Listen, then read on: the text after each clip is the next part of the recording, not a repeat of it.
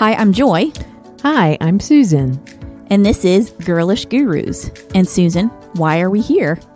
We are here to start a conversation about female empowerment and the issues facing women our age at this time, and to have some fun along the way. So, let's get started. Okay.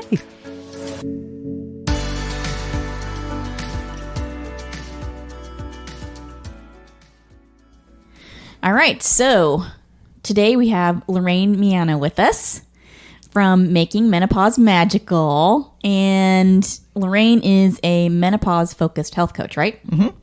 So, yeah, let's talk about menopause. Okay. Are you ready? And making it magical. Yes, and making it magical. Yes, and of course, at some point, talk a little bit about your book, too. But the first thing I think that we want to talk about today is just what happens to your body as you're going through menopause. Right. Yeah, the physical aspects of it. Yeah, and which can be, some symptoms can be very debilitating for women going through menopause, and they're not even aware when they're in the perimenopause phase what's happening to them. So we can kind of start there if you want. I think that's a great idea. I Yep. do too. Mm-hmm. Yeah. So perimenopause, the average age for a woman to reach perimenopause is in their mid-40s. And it can happen earlier. It can happen as early as their mid to late 30s, but that's considered premature perimenopause, and sometimes that's because of health issues, different underlying health issues. But for most women, it starts around the mid-40s. It can last from anywhere from 2 up to 15 years. Oof. And then menopause is actually just one day. It's the 12-month anniversary of when menses cease. And the very next day, a woman is considered post-menopause and will be for the rest of her life. So during the perimenopause phase, some of the first symptoms women may experience, like I said, are anxiety, low libido, irregular periods, and that can mean anything from skipping periods to having more than one period in a month. And along with that can be fatigue, hair loss, different things like that. And we like to say that they're not really symptoms of menopause, they're symptoms of hormone imbalance. And although they can be common, they're not necessarily normal, and women don't have to experience them. Okay. So that's a big topic to talk about. So what are some of the common symptoms of hormone imbalance, and how can you address those? So I like to tell women the first thing is look at what you're eating. So food is medicine, and a lot of us are eating processed foods, and those can lead to a lot of hormone imbalance. So eliminate sugar and stress, I would say, just off the bat, are two of the worst things for women in general. So if you can eliminate all those processed sugars, all of that from your diet, that can actually be a great start. That can help with the weight gain that you may be experiencing. And then lowering those stress levels will prevent that cortisol, elevating cortisol, which can contribute to that belly around the middle that we get. So really paying attention to our diet.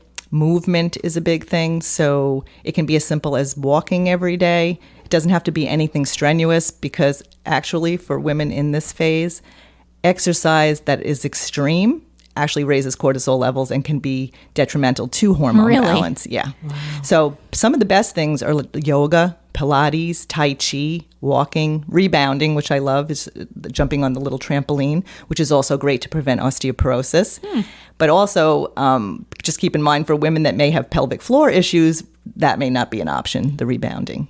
Yeah, well, that would be bad. Yeah. Yes, it would. So, but if you do have those issues, seeing a physical therapist, a pelvic floor physical therapist, is highly recommended. Really? Yeah. There is such a thing.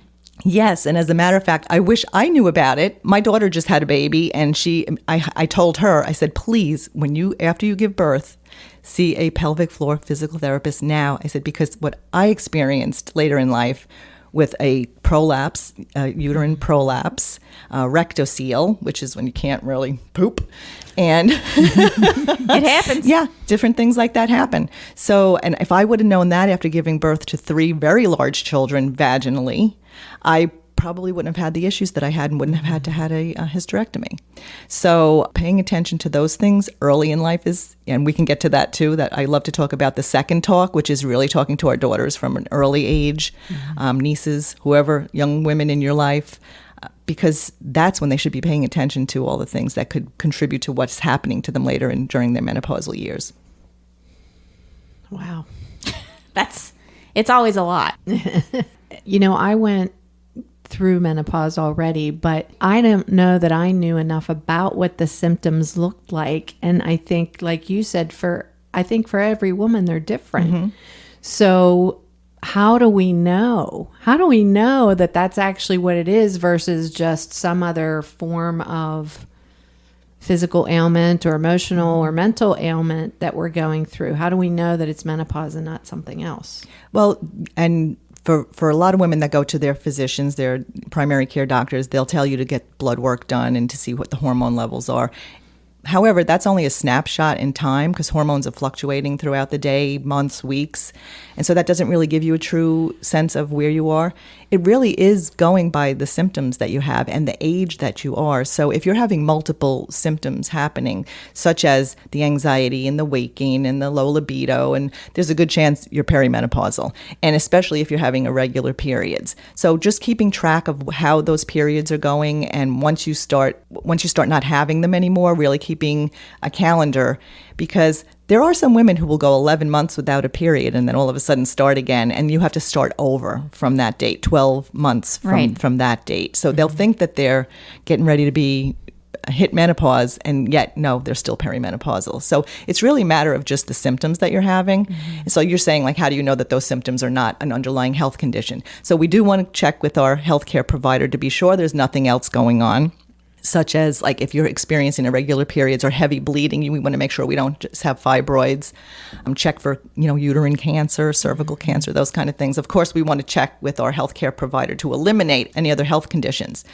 But overall, if you're experiencing a list, and there's a list that you can go through and check off, there's a good chance you're perimenopausal. Do you have a list, or do you have information about this on your website? Yes. Okay. Yeah. All right. And I'll put the link to the website in the description of the podcast. Okay. Yeah, there are lots of resources there. I have a symptoms tab that you can click on, and then there's different articles or products or different things for each of those symptoms too. Mm-hmm. Yeah. Now, when you were going through menopause, did you use any hormone replacement therapy? I did not. No. And I don't even know that it was a conscious choice. I was on birth control for part of that time. But then I did go off of it. And I think once I did, that kind of moved the process of menopause a little more quickly for me. Yeah. So I've never taken any. And how was it for you? Well, when I think back now, I think some of the symptoms were probably pretty severe. And I was attributing them to possibly other things. I had a very stressful job. I was working a lot of hours. Mm-hmm. I wasn't getting sufficient sleep. So I was very emotional and quick-tempered, right? I had some hot flashes, but not bad. My sleep was just horrible. Yeah, and that's a big one for a lot of women, insomnia and sleep issues. And unfortunately, that can be like a vicious cycle. So you're not sleeping, and then the whole next day you're trying to accommodate for all the loss of sleep. So you're drinking tons of caffeine, which contributes to anxiety and high stress levels. So yeah, it becomes like this wheel that you're on, and a lot of it is just hormone imbalance. And I noticed the libido change too. Mm-hmm. Yeah. I mean, so all of those things, but like, I think because I didn't have someone that I was talking to about it. And here we go. I was attributing it to possibly other things, and I think that was a mistake on my part, obviously. I mean, I think I felt like I was going through it blindly in a way. And that's for so many women. That is the big conversation right now, is because they're not getting the help that they need from their physicians, from their healthcare providers, because unfortunately, many of them are not educated in menopause. And so they don't realize themselves what these women are going through. And we had discussed this earlier, but about anxiety, a lot of them are just women are handed a pill and here, take this, rather than getting to the root of what's really going on in those hormone imbalances. So unfortunately, that's the conversation that needs to be had. Not that unfortunately, fortunately, that's the conversation that needs to be had. And unfortunately, there's no protocol out there for, well, first of all, we don't talk about this as a society. We don't talk about it. Right. It's not something that has ever been discussed. My mother didn't talk to me about it, not only to complain that she didn't feel great, but first of all, I don't know that she knew what was going on, but she didn't know any of this. She didn't know hormone balance as a protocol or any of that kind of stuff. And nowadays there's a stigma that surrounds menopause. And if you admit that you're menopausal, it's almost like you're admitting that you're old and you're insignificant and you're becoming invisible. So women don't want to talk about it because Western culture has done a good job of vilifying menopause. So fortunately, more people such as myself and even Hollywood actresses are coming forward to talk about it more and making it more mainstream, making it something that we need to talk about and really educate everyone about, not just our daughters, not just ourselves, but our significant others, anyone in our life, our bosses, if we are a boss, our employees. And that's another big thing that's happening now is menopause in the workplace, where they're actually making more accommodations for women in the workplace because unfortunately women may come in, haven't slept, they're having major hot flashes, and they may need like a special relief room to go to, maybe something that's a little cooler for them to find some relief, and maybe making accommodations for coming in a little bit later, working a little bit later because of the sleep issues and different things that happen to their bodies during menopause. Oh, yeah. Well, the sleep, I did notice. The sleep issues. That has changed. And I had minor hot flashes. My hot flashes were not like massive. They were like a tingling kind of, and my torso, my core would heat up. And it would just last for a short period of time and then calm down for the most part. But I'm tossing and turning because I've got to, in one moment I need the blanket and the next moment I don't. Yeah. And so, of course, my husband's, what's going on with you? Okay. A foot in, a foot out. Don't come over here. Don't come over here. It's not gonna be good. No. But so, the leg out of the blanket. Yeah. That's always. Oh yes. Immediate relief, right? And my sister, who is older than me, 8 years older than me, she was done by the time she was 48. Oh, wow. And so I did not know. I mean, I thought at that point it was just starting. But no, I'm 49 and I'm done. Yeah. And I've apparently been done for a little while. So I did not know. I mean, we don't talk about it. And I went to my gynecologist, nice lady, nice person. And we were talking about it, and she suggested basically staying on my current prescription for a period of time because it levels out your hormones. And so I said, okay, well, I'll keep taking those birth control pills, and that will level my hormones out. Then she said, we're going to test your follicle stimulating hormone. So stop taking them for a few days and then go and have the blood test, and then we'll see how it's going. And so I did. And she contacted me and said, I've seen your results. I think you should continue taking it. And so I just thought to myself, you know what? No, I'm going to see what happens. I'm going to stop. Because I talked to my friend Lorraine. And she said, it takes longer than just a few days for that to process out of your system. And so I stopped and have never resumed. And also, women don't realize that, and there's more conversation about this now too. And birth control is so important for women, right? However, it can lead to hormone imbalance for probably everybody because it can lead to estrogen dominance, which has all the symptoms of hormone imbalance. So you can have irregular periods, loss of libido, weight gain, all of those things from estrogen dominance. And because for a lot of women, it's just a generic kind of prescription, right? It's not. There are bioidentical hormones, which may be better for some women. They're compounded specifically for you, for what your levels are, that kind of thing. But in general, I'm not adverse to hormone replacement because it is a lifesaver for many women that have debilitating symptoms. But I always suggest, along with the hormone replacement, that they find a holistic approach also. Because if you're doing hormone replacement, but you're still eating like crap, and you're not moving, and your stress levels are off the chart, that's not beneficial to your hormone balance at all. You'll still have hormone imbalance and you still experience symptoms. Hormone replacement can be good. Like once you go through menopause, you're at higher risk for osteoporosis and heart disease later, and they say that estrogen does help prevent that. But if you choose not to do hormone replacement, there's so many other things that you can do to prevent that also. For osteoporosis, movement, weight training, vitamin D3 with a K2, because you want to be able to keep the calcium in your bones so that it doesn't leach from your bones, and that K2 helps that to happen. I would say, and for many women, you may want to check with your cardiologist. Taking a calcium supplement may not be good because it can lead to calcification of your arteries and lead to heart disease. So we want to make sure that if we are taking a calcium supplement, that we are taking the K2 and magnesium with that to prevent that from happening. Okay. That's so much. But it's good information. It's important. Yeah. Like I said, I did not have a conversation with my gynecologist about that. And she said, well, when I went back the next year, she said, so how are you doing? I said, I'm good. I have stopped taking my prescription altogether.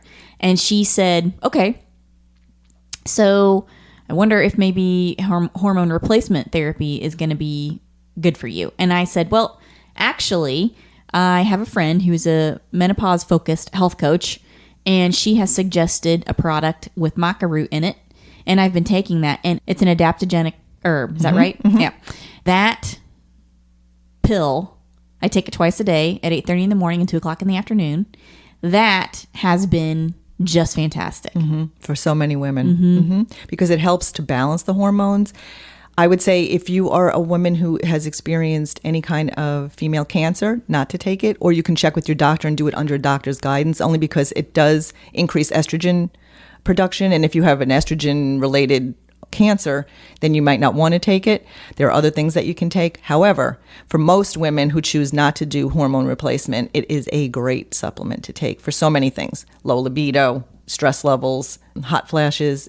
And for one woman, just recently in my support group, she started taking it for 3 days and her horrible hot flashes went away. Wow. Yeah. So she said, yes, this is a miracle for so many women. And it's much less invasive, generally speaking, than there are more benefits to it than any kind of side effects. Than a hormone replacement therapy. Yes, if you can, Yeah. And for me, I'm 63 years old. I did not do hormone replacement, and that was my personal choice. And as a holistic health coach, I knew that I had options open to me.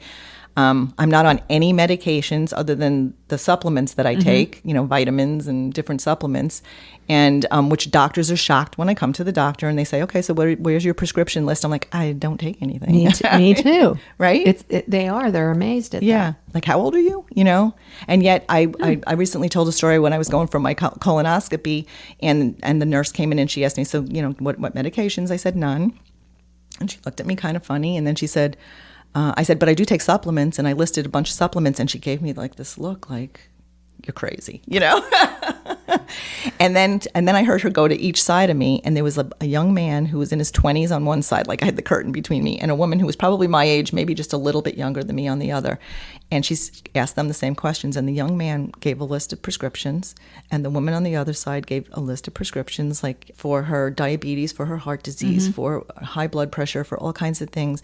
And many of these things are preventable. So I want women to take this advice from an early age. If you're listening to this and you are in your 20s, 30s, 40s, pay attention now to what you're putting in your body. And we'll talk about what you're putting on your body as well, but what you're putting in your body, your movement, and your stress levels now, because that will affect how you experience your health span in later life. And we want a long health span versus just a long lifespan, because you don't want to be suffering for the rest of your life. Right. One of the things that I think has prompted me to try to take care of myself as best I can, and we can always all do better, right? But was watching my mom and all the medications that she was on. I mean, the pill day was Saturday to fill up the pill box of all of the medications she had to take 4 different times a day. And I just used to get so upset by that. And I thought, I don't want to be there. Yeah. Right. I don't want to do that. But Lorraine, can you talk a little bit about post-menopause and what we normally see then? And do any of these symptoms go away altogether? Do they stay with us? And what are the things we can do in post-menopause to help manage some of the things that come with that, like still the weight gain and the difficulty in losing weight? sleep can still be an issue. Can you talk about some of those so things? fortunately, a lot of the symptoms like hot flashes and anxiety and those kind of things will subside for most women. But it depends on lifestyle choices. And for many of the things that we do for perimenopause, we should still continue to do for post-menopause, such as eating a healthy diet, eliminating all the processed foods. Movement is so important. We want to keep moving, and that can be as simple as a 20-minute walk every day.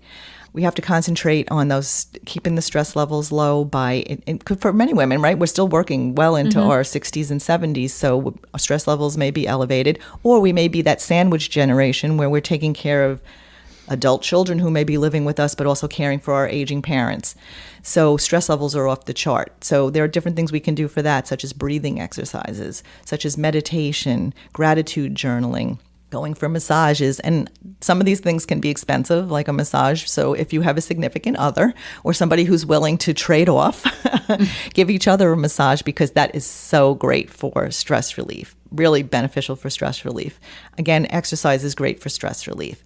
So, and if you can say no, learn to say no and take some things off your plate, that's also a great place to start. And if you're a caregiver, see if you can seek out help, because that is one of the biggest stress levels for women during these years, taking care of our aging parents. So if you can take some of that off your plate, and I would suggest seeking out a senior care specialist, and we can link something to someone that we know for that, because that's so important for women to take some things off of their plate.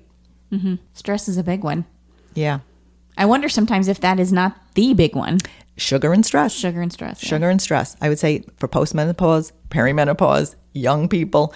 I mean, obviously, when you're young and your metabolism is a little bit different, you're not going to notice these things, right? Because you can handle them. But as we get older, of course, things change, and you're not gaining the weight and not really eliminating it.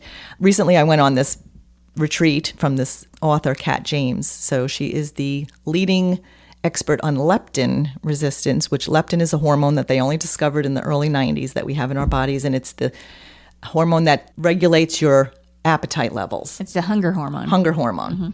And so I did this retreat, which is absolutely fabulous. I'm a health coach, right? I think I'm living a healthy life. I do most things in a healthy way, yet I was able to lose 11 pounds on this. Wow. Yeah. Wow. And migraines that I have experienced for 20 years, every month, for 3 days, with very little exception, are gone.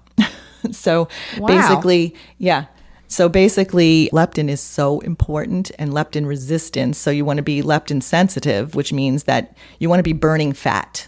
You don't want to be burning sugar. And unfortunately, our society is based on a sugar-based diet, the SAD diet, which is the standard American diet. And we want to really pay attention to eating healthy fats in our diet. And since I don't know who actually started this, but in the early 60s, they vilified eating fat. Yes. Okay. And we think it's the sugar industry that actually did that. But since that happened, since everything's gone to low fat and eliminating fat, obesity, diabetes, heart disease have all been elevated, right? So they've not done anybody a favor. And anxiety levels as well. I'm convinced that once they've eliminated healthy fats from people's diet, our brain needs healthy fats. Anxiety levels have elevated also. So women, eat your healthy fats. But I would suggest looking into leptin. And if anybody is interested in Kat James' program, I would be happy to talk to them about it. That's so much to think about. It's so much to absorb. It's true. Like, this may be overwhelming for women. This may be so overwhelming, thinking everything you need to do. But it can be really very simple. Eat good food, right? Eat whole foods, eliminate the crap, find ways to reduce stress, and move. Good start, just baby steps. And even if it's just one thing each week, each month, if you're going in the right direction and eliminating some of those toxins from your body, it's a good place to start.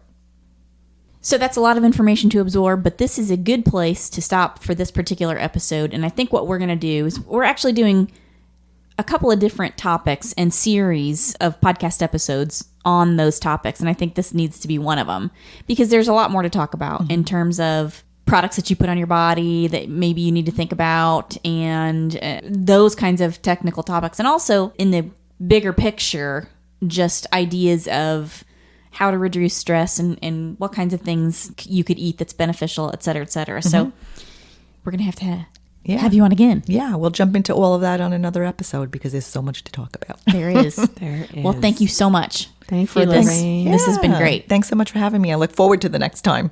Wonderful. And ladies, make it magical. Thanks for listening to this episode of Girlish Gurus. We hope you'll join us next time for a new, interesting, and fun topic. Be sure to check the description of this episode for any links or information about the episode's topics and to find us on our social media platforms. And don't forget to download this episode, give it a good review, and share it with your girlfriends. The more interaction we get, the more episodes we can post. Thanks, everyone. Thanks. Bye-bye. Bye.